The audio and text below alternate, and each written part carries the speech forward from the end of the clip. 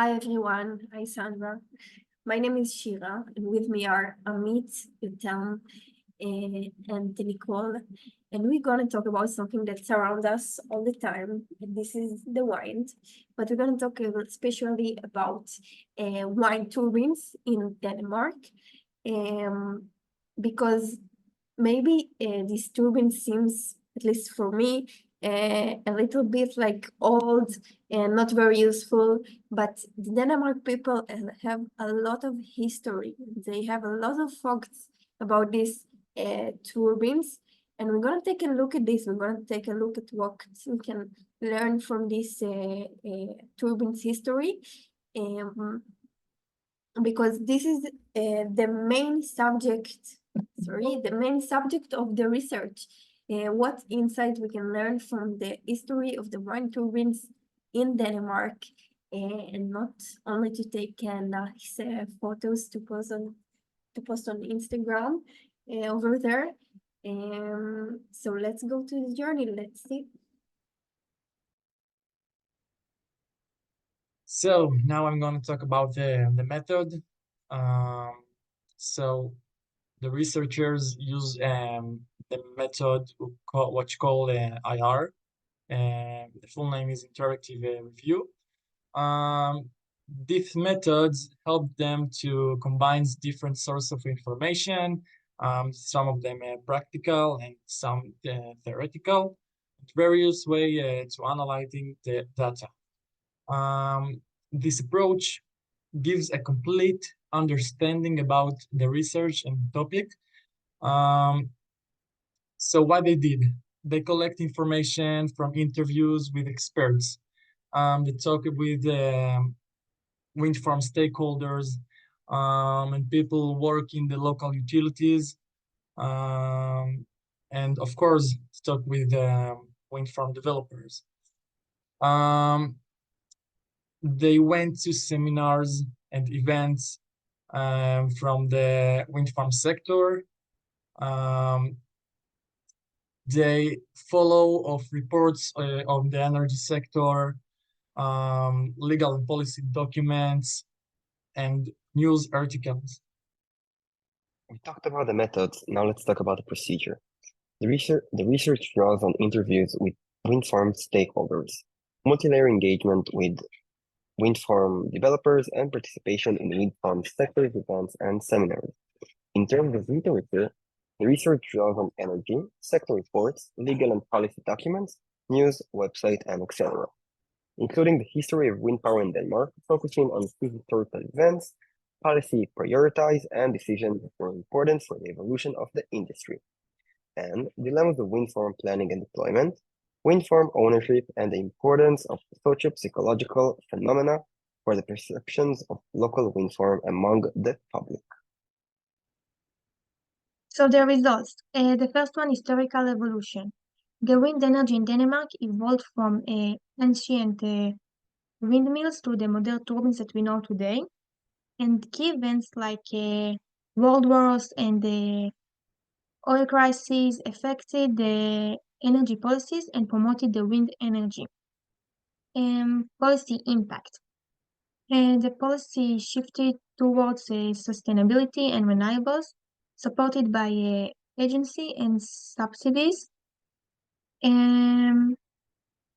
There were also anti-nuclear groups that encouraged the adoption of renewable energy. Cultural dynamics. There was a big public support of wind energy, but local resistance to some of the projects, cooperation and local ownerships have been successful. So in the end, it ended well. Technological advancement. Denmark has developed a large scale of efficient turbines, and now she's becoming the world leader in this field. Integration into energy system. By 2017, Denmark supplied like 43% of the electricity by wind power. It's almost 50%, so it's amazing.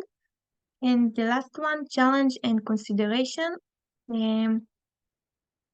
Challenges include like environmental justice, ownership structures, and social acceptance that we mentioned in the cultural dynamics. So this is all the results that highlights the successful journey of Denmark in the wind energy. So, in conclusion, the paper delves into Denmark's wind power history and its interrogation into energy system, emphasizing policy, socioeconomic shifts, and technological advancements.